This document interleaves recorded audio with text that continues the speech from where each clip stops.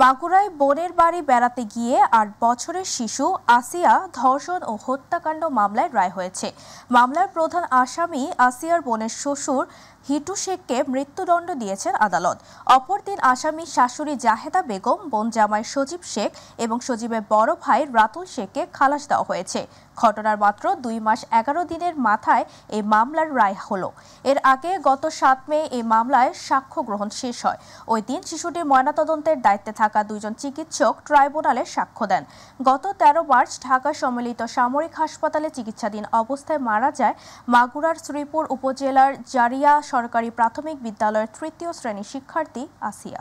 বিজ্ঞ আদালত এই মোকদ্দমায় আসামি হিটু শেখের বিরুদ্ধে ২০০০ সালের নারী ও শিশু নির্যাতন দমন আইন সংশোধিত ২০০৩-এর ৯-২ ধারার অভিযোগ সন্দেহিতভাবে প্রমাণিত হয়। আসামিকে সর্বোচ্চ সাজা মৃত্যুদণ্ডের আদেশ প্রদান করেছেন এবং এই মোকদ্দমার আসামি রাতুল এবং সজীব শেখ এবং জাহেদা বেগমকে তাদের বিরুদ্ধে অভিযোগ প্রমাণিত না হয় বিজ্ঞ আদালত তাদেরকে খালাস প্রদান করেছেন। স্বাধীন বিচার ব্যবস্থায় অতি অল্প সময়ের মধ্যে জনগুরুত্বপূর্ণ এই মামলার যে রায় আজকে ঘোষিত হয়েছে, সেই রায়ে প্রধান আসামিকে মৃত্যুদণ্ড দেয়ায় প্রসিকিউশনের দাবি অনুযায়ী, এভিডেন্স অন রেকর্ড অনুযায়ী রাষ্ট্রপক্ষ থেকে আমরা সেটাকে সন্তুষ্ট হয়েছি। যে আসামিদেরকে তিনি অ্যাকুইট বা খালাস করেছেন, সেটি রায় পর্যালোচনা করে সংশ্লিষ্ট কর্তৃপক্ষের সাথে আলোচনার ভিত্তিতে তাদের ইনস্ট্রাকশনস অনুযায়ী পরবর্তীতে প্রয়োজনে আপিল দায়ের করা হবে। মাগুরার আদালত চত্বর থেকে মামলার সবশেষ খবর সম্পর্কে জানব প্রতিনিধি আশরাফুল আলম সাগরের কাছ থেকে। মাগুরায় আলোচিত শিশু আসিয়া ধর্ষণ ও হত্যার যে ঘটনাটি ছিল, সেই ঘটনাটি কিন্তু সারা দেশেই একটি আলোচিত ঘটনা হিসেবে রূপ পেয়েছিল। সেখানেই কিন্তু আজকে মাগুরাই আদালতে নারী ও শিশু নির্যাতন দমন ট্রাইব্যুনালে এম জাহিদ হাসান আজকে ১৭ মে সেই মামলার রায় ঘোষণা করেছেন। সেই রায়ে সেই মামলার অন্যতম আসামি হিটু শেখকে মৃত্যুদণ্ড প্রদান করেন, আর বাকি অন্য যে ৩ জন আসামি ছিলেন তাদেরকে বেকসুর খালাস প্রদান করেন। কিন্তু এখানে দেখা গেছে বিভিন্ন রকম মিশ্র প্রতিক্রিয়া। সেখানে যে আসিয়া যে মারা গেছে তার পরিবার এই রায়ে তারা বেশ ক্ষুব্ধ, কারণ তারা বলছেন যে বাকি ৩ জন কিভাবে খালাস পেল। আর তাদের ব্যাপারে তাদের যারা স্পেশাল কোর্টে যিনি পিপি মনিরুল ইসলাম মুকুল, উনি আমাদেরকে জানিয়েছেন যে ৩ জন খালাস পেয়েছেন বেকসুর, তাতে তারা সন্তুষ্ট নন, তারা উচ্চ আদালতে বিষয়টি নিয়ে লড়বেন। এই ছিল আমার কাছে সর্বশেষ মাগুরা থেকে। সাগর, আপনাকে ধন্যবাদ।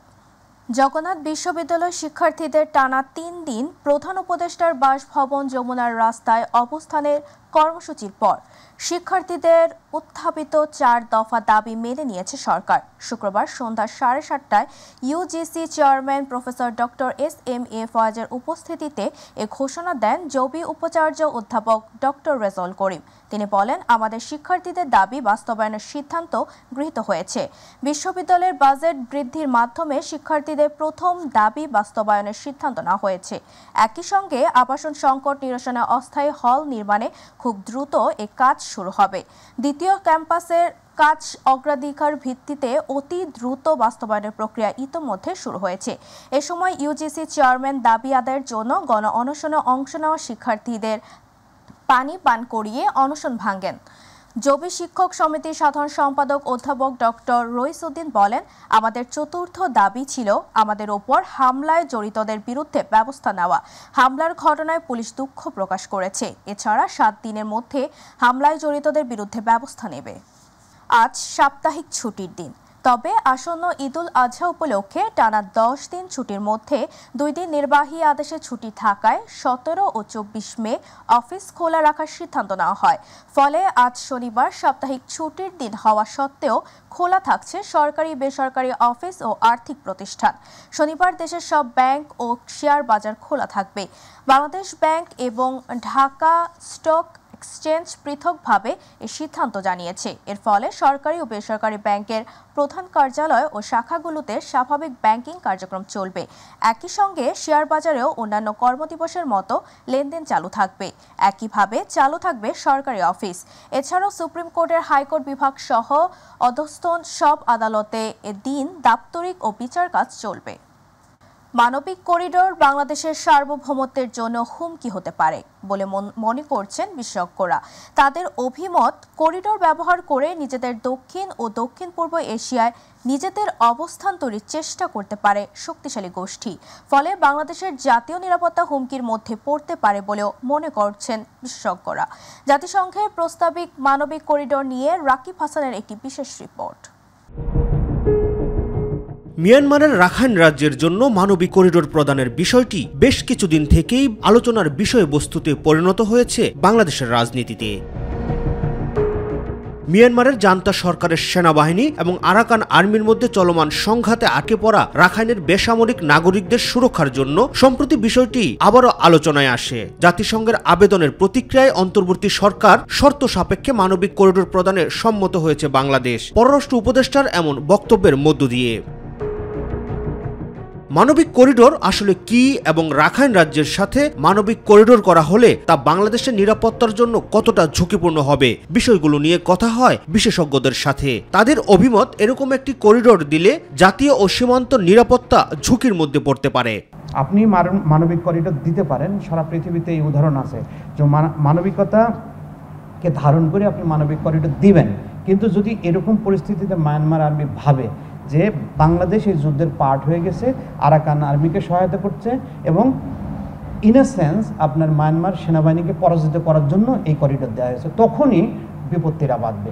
এবং যদি তারা ভাবে যে এখানে অস্ত্র আছে, গোলাবারুদ আছে বা মিলিটারি আর্মস ওয়েপন্সের কোনো ইনস্ট্রুমেন্ট আছে সন্দেহজনক, তখন তারা আক্রমণ করে এবং এটি করেছে। বা যদি দেখা গেছে যে ধরেন একটি ব্রিজ, যে ব্রিজের উপর দিয়ে এই সমস্ত সাহায্য সহযোগিতাগুলো যাচ্ছে এবং দেখা গেছে যে এই সাহায্য সহযোগিতার কারণে অপোজিং পার্টি, বিরুদ্ধ পার্টি শক্তিশালী হচ্ছে, তখন দেখা যাচ্ছে তার অপোজিং পার্টি এই ব্রিজটাকে উড়িয়ে দিয়েছে। তাহলে আপনি এতগুলো ঝুঁকি নিয়ে কিন্তু মানবিক করিডোরের প্রশ্নটি সামনে নিয়ে আসছেন, মানবিক করিডোরের দেওয়ার সিদ্ধান্ত নিতে যাচ্ছেন। করিডোর বলতে যদি বোঝা যায় যে আমি একেবারে মিয়ানমারের ভিতরে ঢুকতে চাচ্ছি, তাহলে তো আমি একটা দেশের সার্বভৌমত্ব লঙ্ঘন করছি।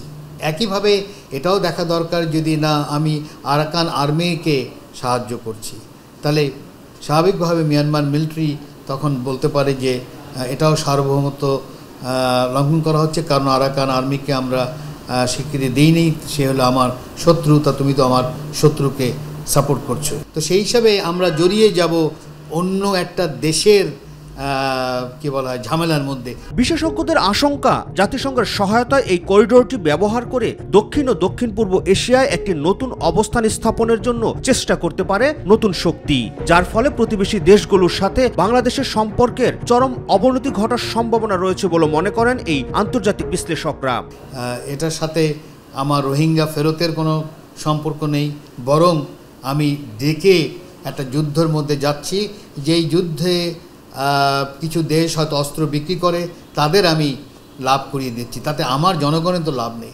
জাতিসংঘ বলতে আপনাকে বুঝতে হবে বৃহৎ শক্তিগুলো, সেটা আমেরিকা, সেটা রাশিয়া, সেটা চায়না, সেটা ফ্রান্স, ব্রিটেন, এদেরকে বোঝাতে হবে সিকিউরিটি কাউন্সিলের মেম্বাররা। তো জাতিসংঘ কোনো সিদ্ধান্ত নিতে গেলে তাদেরই সিদ্ধান্ত এখানে ইমপ্লিমেন্টেড হচ্ছে।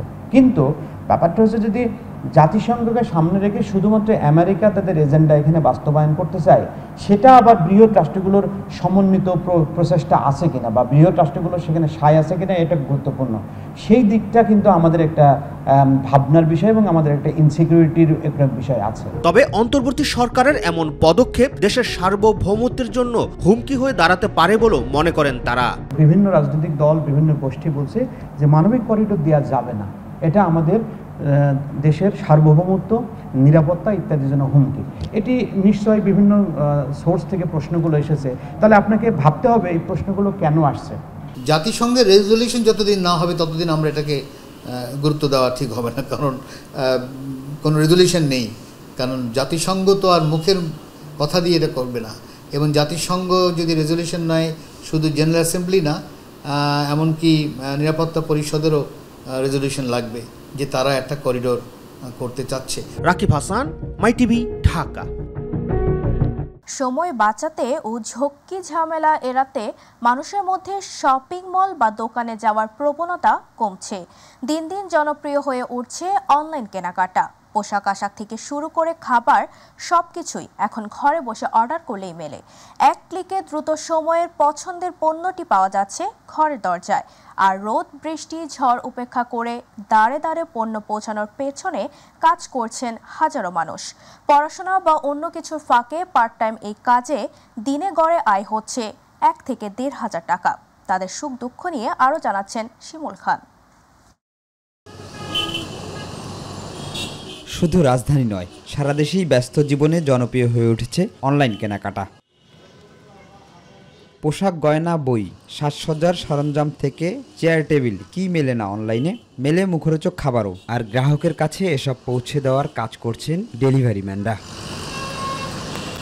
এমনই একজন জীবন সংগ্রামে টিকে থাকা 50 ঊর্ধ্ব বয়সী মাহফুজ মিয়া। জীবন সংগ্রামে হার না মানা এই মানুষটির এই বয়সেও খাদ্য বা যে কোনো পণ্য হোম ডেলিভারি দিয়ে করছেন উপার্জন। কলেজ, ইউনিভার্সিটি, বেকার যুবক যারা আছে তারা এখানে কাজ করে বেশ ভালো একটা আর্নিং করতেছে। এটা একটা স্বাধীন পেশা।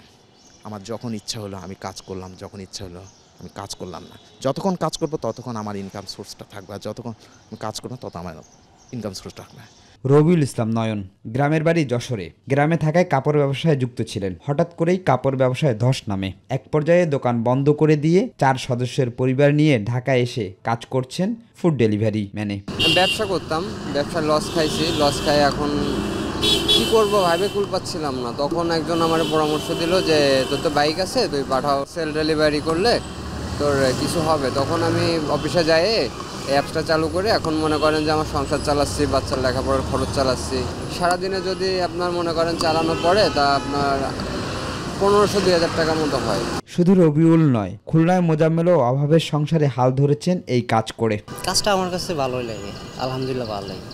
তবে একটু দৌড়াদৌড়ি করতে এখান থেকে মনে করেন মোটামুটি একটা ভালো ইনকামে আছে, সেটা আমি পরিবারকে যথেষ্ট পরিমাণে সাহায্য করেছি। মানে আমরা তো আশা করি বড় বড় শিল্পপতিরা যদি এরকম একটা ব্যবসা বা একটা প্রতিষ্ঠিত করে তাহলে আমাদের বেকারত্ব দূর কমবে আর কি, সেটা আশা করি। অবশ্য আয় যেমন হয়, রোদে পুড়ে বৃষ্টিতে ভিজে যানজট ঠেলে দ্রুত খাবার বা পণ্য পৌঁছে সেবা দেওয়া মানুষগুলো কায়িক পরিশ্রম, অসুস্থতা তো আছেই, আছে নানান সীমাবদ্ধতা এবং সমস্যাও। ডিজিটাল বুদ্ধিমত্তাকে কাজে লাগিয়ে ব্যবসার যেমন প্রসার ঘটানো হয়েছে, তেমনি করেই বেকারত্ব দূরীকরণে অংশীদার হয়েছে অনলাইনে ফুড ডেলিভারি। শিমুল খান, মাই টিভি, ঢাকা। বরগুনায় সুপেয় পানির জন্য খনন করা দিঘি পরিণত হয়েছে মজা পুকুরে। ঠিকাদারদের নিম্নমানের কাজ ও রক্ষণাবেক্ষণ না থাকায় জেলার বদরখালী ইউনিয়নের 3 নং ওয়ার্ডের কুমড়াখালী গ্রামের নারায়ণ মিত্র বাড়ির সামনের পুকুরটি জন্ম নিয়েছে ঘাস, আগাছা ও লতাপাতায়। বরগুনা প্রতিনিধি শফিকুল ইসলাম স্বপনের তথ্যচিত্রে বিস্তারিত জানাচ্ছেন ইলিয়াস কমল। বরগুনা জেলার বদরখালী ইউনিয়নের 3 নং ওয়ার্ডের কুমড়াখালী গ্রামে নারায়ণ মিত্রের বাড়ির সামনে সুপেয় পানির সংকট মেটাতে পুকুর খনন ও পুনঃখনন প্রকল্প বাস্তবায়ন করে জনস্বাস্থ্য প্রকৌশল অধিদপ্তর। তবে রক্ষণাবেক্ষণের অভাব ও ঠিকাদারি প্রতিষ্ঠানের কাজের গুণগত মান নিম্নমানের হওয়ায় পুকুরটি বর্তমানে ব্যবহারের অনুপযোগী হয়ে পড়েছে। পুকুরে ঘাস, আগাছা, লতাপাতা জন্মেছে এবং পানি দুর্গন্ধময় হয়ে পরিণত হয়েছে বিষাক্ত সাপ ও পোকামাকড়ের আবাসস্থলে। দ্রুতই পুকুরটি সংস্কারের দাবি জানিয়েছেন স্থানীয়রা। পুকুরের যে সংস্কারের যে ব্যাপারটা তা বলেছিল, কিন্তু এরকম কিছুই করা হয় নাই। প্রাণীতীর্ণ অবস্থায় জঙ্গল হয়ে আছে এবং সাপ গোপ নানান পদের আমরা দিনের দিন পরিবেশ দূষিত হইতেছে। তো নোংরা হয়েছে, হাতে ধরলেও হাতে ঘা হয়ে যায়। তো ময়লা জমছে, আমাদের পানিতে অনেক সমস্যা। এই যে পানি নেই, আমাদের পানি অনেক দূর থেকে আনতে হয়। এ বিষয়ে জানতে চাইলে দ্রুতই এ বিষয়ে ব্যবস্থা নেওয়ার আশ্বাস দিয়েছে জনস্বাস্থ্য প্রকৌশল বিভাগ। পরিষ্কার পরিচ্ছন্ন করে এটার জন্য ব্যবহার করা যায় সেভাবে আমরা চেষ্টা করছি। পুকুর খনন প্রকল্পটা পুনরায় শুরু করা খুবই দরকার। তো আমরা চেষ্টা করছি যেন এই পুকুর খনন প্রকল্পটা নতুন করে শুরু করা যায়। তবে শুধু আশ্বাস নয়, দ্রুত কার্যকর করার পদক্ষেপ গ্রহণ করবে সরকার, এমনটাই প্রত্যাশা স্থানীয়দের। ইলিয়াস কমল, মাই টিভি। এবার আমাদের কৃষি।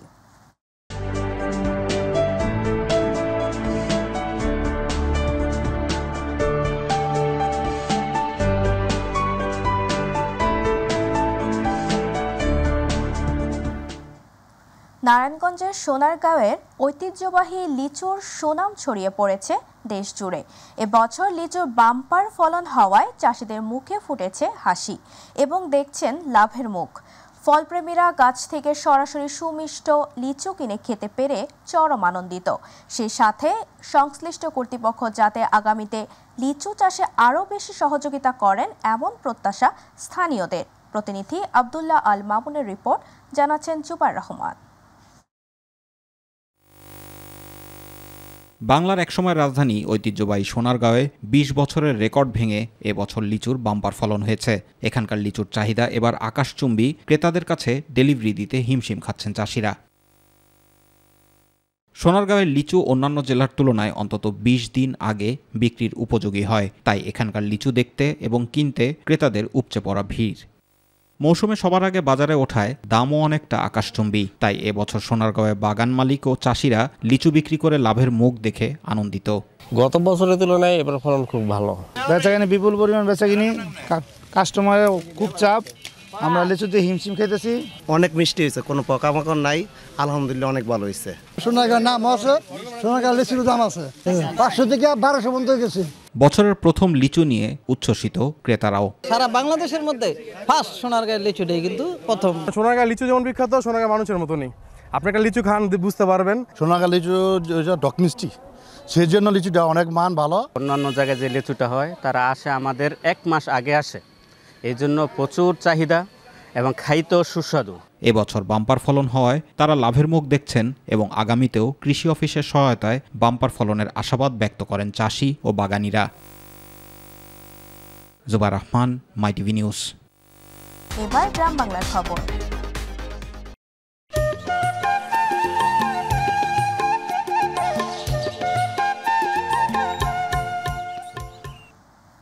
মৌলভীবাজার জেলার 5টি সীমান্তবর্তী উপজেলায় 272 কিলোমিটার সীমান্ত এলাকা রয়েছে। এসব এলাকায় বিভিন্ন সীমান্ত দিয়ে পাক ভারত সীমান্তে উত্তেজনার পর থেকে বিএসএফ বাংলাদেশে 148 জনকে পুশিন করেছে। পুশিন ঠেকাতে বিজিবি সতর্ক অবস্থানে থাকলেও বাংলাদেশের সীমান্তে কাটা তারের বেড়া না থাকায় বিএসএফ কৌশলে দুর্গম ও পাহাড়ি এলাকার সীমান্ত দিয়ে পুশিন করছে। পুশিনকৃত সবাই বাংলাদেশি হওয়ায় তাদেরকে আটকের পর থানা পুলিশের মাধ্যমে আত্মীয় স্বজনের কাছে হস্তান্তর করা হয়েছে। বিজিবি 52 এর অধিনায়ক লেফটেন্যান্ট কর্নেল মেহেদি হাসান জানান, পুশিন ঠেকাতে বিজিবি সীমান্তে কঠোর অবস্থানে রয়েছে। দর্শক, পুশিনের বিষয়ে আরও খবর জানাতে মৌলভীবাজারের জুড়ি থেকে যুক্ত হচ্ছেন প্রতিনিধি মনিরুল ইসলাম। ধন্যবাদ আপনাকে। আপনি জানেন যে পাক ভারত সীমান্তে উত্তেজনার পর থেকে ভারতীয় সীমান্তরক্ষী বাহিনী বিএসএফ বাংলাদেশের বিভিন্ন এলাকার সীমান্ত ব্যবহার করে বাংলাদেশে বিভিন্ন লোকদের পুশিং করছে। তো আমাদের কাছে যে সর্বশেষ তথ্যটি রয়েছে যে মৌলভীবাজার জেলার যে 5টি সীমান্তবর্তী উপজেলা আছে, সেই সীমান্তবর্তী উপজেলার বিভিন্ন জায়গা দিয়ে ইতিমধ্যে তারা 148 জনকে বাংলাদেশে পুশিং করেছে। এই যে 148 জন যাদেরকে পুশিং করা হয়েছে তাদেরকে বিজিবি ইতিমধ্যে আটক করে থানা পুলিশের মাধ্যমে তাদেরকে তাদের আত্মীয় স্বজনের কাছে হস্তান্তর করেছে বিজিবি। অর্থাৎ এই ভারতীয় বিএসএফ বাহিনী যে পুশিং করছে সেটি ঠেকাতে বিজিবি সতর্ক অবস্থানে রয়েছে। ইতিমধ্যে আমাদের বিভিন্ন ইতিমধ্যে মৌলভীবাজার জেলার যে 5টি উপজেলার সীমান্তবর্তী এলাকা রয়েছে, বিভিন্ন সীমান্ত এলাকায় আমরা গিয়েছি, সরেজমিনে গিয়েছি, সেখানে দেখেছি যে পুশিং ঠেকাতে বিজিবি সতর্ক অবস্থানে রয়েছে। এছাড়া একটি তথ্য আপনাদেরকে জানিয়ে রাখি যে আমরা এই মুহূর্তে দাঁড়িয়ে আছি জুড়ি উপজেলার একেবারে সীমান্তবর্তী এলাকায়। সেখানে আপনি দেখতে পাচ্ছেন যে আমার পিছনেই ভারতের যে সীমানা এলাকা আছে, সেই সীমানা এলাকা কাঁটাতারের বেড়া দিয়ে বেষ্টিত, কিন্তু বাংলাদেশের বিভিন্ন সীমান্ত এলাকা কিন্তু এখন পর্যন্ত কাঁটাতারের বেড়া দিয়ে বেষ্টিত না হওয়ার সুযোগটি কিন্তু নিচ্ছে বিএসএফ। অর্থাৎ এই মৌলভীবাজার জেলার যে সীমান্ত এলাকার দুর্গম এলাকা রয়েছে সেই দুর্গম এলাকা দিয়েই মূলত বিএসএফ বাংলাদেশের বিভিন্ন লোকদের পুশিং করছে। তো এ ব্যাপারে আমাদের কথা হয়েছে 52 বিজিবি ব্যাটালিয়নের যিনি অধিনায়ক লেফটেন্যান্ট কর্নেল মেহেদী হাসানের সাথে। তিনি আমাদেরকে জানিয়েছেন যে এই ভারতীয় বিএসএফ বাহিনীর পুশিং ঠেকাতে ইতিমধ্যে বিজিবি সতর্ক অবস্থানে রয়েছে এবং সন্দেহজনক সীমান্ত এলাকায় সন্দেহজনক কারো চলাফেরা দেখলেই বিজিবি তল্লাশি করছে। সব মিলিয়ে বলা যায় যে এই ভারতীয় বিএসএফ বাহিনীর পুশিং ঠেকাতে বাংলাদেশি যে বর্ডার গার্ড বিজিবি সীমান্তে সতর্ক অবস্থানে রয়েছে। এই ছিল সীমান্ত এলাকা থেকে সর্বশেষ তথ্য। ধন্যবাদ আপনাকে। গাইবান্ধার গোবিন্দগঞ্জে যৌথ বাহিনীর এক অভিযানে চিহ্নিত 2 হ্যাকারের বাড়ি থেকে বিপুল পরিমাণ সিম কার্ড, মোবাইল ও নগদ টাকা উদ্ধার করা হয়েছে। দিবাগত রাত 10:30 থেকে গভীর রাত পর্যন্ত উপজেলার দরবস্ত ইউপির উত্তর সিংগা গ্রামে এই অভিযান চালায় যৌথ বাহিনী। এ সময় অভিযুক্ত হ্যাকার জুয়েল এবং রনির বাড়িতে অভিযানকালে রামদা, চাইনিজ কুড়াল, টিপচাকু, ল্যাপটপ, ডেস্কটপ, কম্পিউটার ও মনিটর, মোবাইল ফোন, বিপুল পরিমাণ সিম এবং নগদ টাকা উদ্ধার করা হয়। এ সময় জুয়েল ও রনি বাড়িতে না থাকায় তাদেরকে আটক করা সম্ভব হয়নি। গাজীপুরের কালিয়াকৈরে বিএনপির 31 দফা বাস্তবায়নের মধ্যপাড়া ইউনিয়ন বিএনপির অঙ্গ সংগঠনের আয়োজনে তৃণমূলের কর্মীদের নিয়ে এক সমাবেশ হয়েছে। শুক্রবার কালিয়াকৈর উপজেলা বিএনপির স্বেচ্ছাসেবক বিষয়ক সম্পাদক সাইফুল শিকদারের সভাপতিত্বে ও মধ্যপাড়া ইউনিয়নের 1 নম্বর ওয়ার্ড বিএনপির সাধারণ সম্পাদক আলম খান মাস্টারের সঞ্চালনায় প্রধান অতিথি হিসেবে বক্তব্য রাখেন গাজীপুর জেলা যুবদলের সাবেক সদস্য সচিব রফিকুল ইসলাম। এ সময় আরও বক্তব্য রাখেন মধ্যপাড়া ইউনিয়ন বিএনপির সাধারণ সম্পাদক পদপ্রার্থী সোলাইমান কবির শেখ, যুবদলের সভাপতি প্রার্থী ইমারত হোসেন, মধ্যপাড়া ইউনিয়ন ছাত্রদলের সাধারণ সম্পাদক আরিফুজ্জামান নাইম। বিএনপির ভারপ্রাপ্ত চেয়ারম্যান তারেক রহমানের 31 দফা বাস্তবায়নের দাবিতে আশুলিয়ায় লিফলেট বিতরণ হয়েছে। শুক্রবার বলিভদ্র এলাকায় ঢাকা জেলা যুবদলের সাধারণ সম্পাদক মোহাম্মদ আয়ুব খানের নির্দেশনায় এই কর্মসূচি পালন করেন দলের নেতাকর্মীরা। দেশব্যাপী চলমান কর্মসূচির অংশ হিসেবে আশুলিয়ায় বিভিন্ন এলাকায়ও লিফলেট বিতরণ কার্যক্রম পরিচালনা অব্যাহত থাকবে বলেও জানায় তারা। ভোলার চরফেশনে হাজারীগঞ্জ ইউনিয়ন যুবদলের উদ্যোগে যুব সমাবেশ হয়েছে। শুক্রবার উপজেলার হাজারীগঞ্জ ইউনিয়নের চেয়ারম্যান বাজারে ইউনিয়ন যুবদল সভাপতি এনামুল আলম সবুজের সভাপতিত্বে যুব সমাজের প্রধান অতিথি বক্তব্য রাখেন উপজেলা বিএনপির সাবেক সাধারণ সম্পাদক মোতাহার হোসেন আলমগীর মালতিয়া। বিশেষ অতিথির বক্তব্য রাখেন উপজেলা বিএনপির সাবেক সিনিয়র সহসভাপতি আমিরুল ইসলাম মিন্তিজ, উপজেলা যুবদলের সাবেক সাধারণ সম্পাদক আশরাফুর রহমান দীপু ফরাজি। জেলা জিয়া পরিষদ যশোরের আয়োজনে ফারাক্কা দিবস উপলক্ষে আয়োজিত ঐতিহাসিক ফারাক্কা দিবস ও আজকের ভাবনা শীর্ষক আলোচনা সভা হয়েছে। শুক্রবার প্রেস ক্লাব যশোর আলোচনা সভায় প্রধান অতিথি ছিলেন বিএনপির কেন্দ্রীয় নির্বাহী কমিটির ভাইস চেয়ারম্যান অধ্যাপক নার্গিস বেগম। আলোচনা সভায় বিশেষ অতিথি ছিলেন যশোর জেলা বিএনপির সভাপতি সৈয়দ সাবেরুল হক সাবু, জেলা বিএনপির সাধারণ সম্পাদক দেলোয়ার হোসেন খোকন, জেলা বিএনপির সাবেক সাংগঠনিক সম্পাদক মোহাম্মদ ইসহাক। কুষ্টিয়ার খোকসায় ইসলামী যুব আন্দোলন বাংলাদেশের শিমুলিয়া ইউনিয়ন যুব সম্মেলন হয়েছে। গতকাল উপজেলার বিলজানি বাজারে অনুষ্ঠিত সম্মেলনের প্রধান অতিথি ছিলেন ইসলামী যুব আন্দোলন বাংলাদেশের কুষ্টিয়া জেলা শাখার সভাপতি হাফেজ মাওলানা তাওহিদুল ইসলাম। সংগঠনের শিমুলিয়া ইউনিয়ন শাখার সভাপতি তুহিন শেখের সভাপতিত্বে বিশেষ অতিথির বক্তব্য রাখেন খোকসা থানার সহ সভাপতি শাহজাহান আলী, খোকসা থানার সভাপতি জাহাঙ্গীর আলম। সম্মেলনে শহীদ মিয়াকে সভাপতি ও আনোয়ারুল ইসলামকে সাধারণ সম্পাদক করে শিমুলিয়া ইউনিয়ন কমিটি ঘোষণা করা হয়। দিনাজপুরের পার্বতীপুরে ডাচ বাংলা ব্যাংক এজেন্ট ব্যাংকিংয়ের ক্যাম্পেইন শেষে মতবিনিময় ও কর্মশালা হয়েছে। গতকাল সিয়াম ট্রেডার্সের উদ্যোগে উত্তর পশ্চিম মৎস্য সম্প্রসারণ কেন্দ্র হলরুমে এর আয়োজন করা হয়। সাজ্জাদ হোসেনের সঞ্চালনায় অনুষ্ঠানের সাবেক পৌর মেয়র AZM মেহনাজুল হক, অধ্যাপক ফয়েজুর রহমান, এজেন্ট ব্যাংকিং এর relationship officer Ahsan Habib Abir, AZM Ariful Haque রিয়েল সহ সংশ্লিষ্টরা উপস্থিত ছিলেন। ঢাকার ধামরায়ে শহীদ প্রেসিডেন্ট জিয়াউর রহমান 44তম গোল্ড ক্লাব ফুটবল ম্যাচ উদ্বোধন করা হয়েছে। চারিপাড়া বারবাড়িয়া যুবক সমিতির উদ্যোগে আয়োজিত এই টুর্নামেন্টের উদ্বোধনী ম্যাচে অংশ নেয় যশোরের ঝিনুক ফুটবল একাডেমি ও গাজীপুরের কালিয়াকৈরের পূর্ব চান্দ্রা স্পোর্টিং ক্লাব। ম্যাচটি ট্রাইবেকারে 4-2 গোলে জিতে নেয় ঝিনুক ফুটবল একাডেমি। অনুষ্ঠানে প্রধান অতিথি ছিলেন ঢাকা জেলার যুবদলের সভাপতি ইয়াসিন ফেরদৌস মোরাদ। অনুষ্ঠানে সভাপতিত্ব করেন গাঙ্গুটিয়া ইউনিয়ন বিএনপির সাবেক সহসভাপতি তৈমুর রহমান তুলামিয়া।